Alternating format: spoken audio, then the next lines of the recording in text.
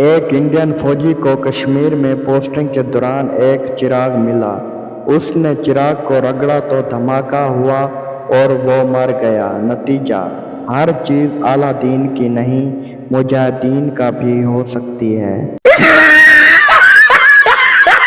ایک بحری جہاز ڈوب رہا تھا۔ انگریز بولا، یہاں سے زمین کتنی دور ہے؟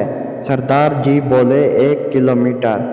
انگریز نے سمندر میں جمپ لگا کر پوچھا، کس طرف؟ سردار بولا، تلے نو تلے نو۔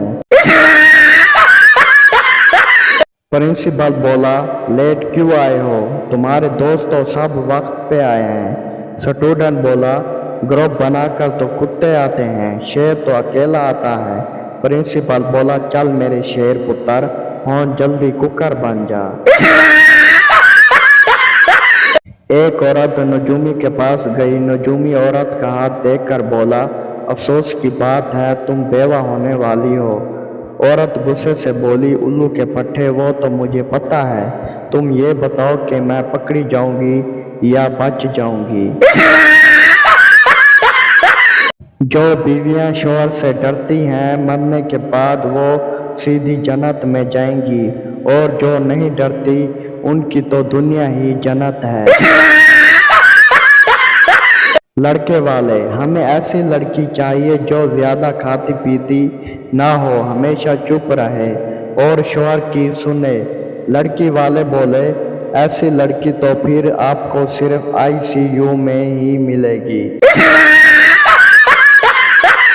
شوہر بولا، اگر میرے ہاتھ میں حکومت ہو تو میں ملک کی تقدیر بدل دوں۔ بیوی بولی، تم پہلے اپنی شلوار بدل لو، صبح سے الٹی پہنی ہوئی ہے۔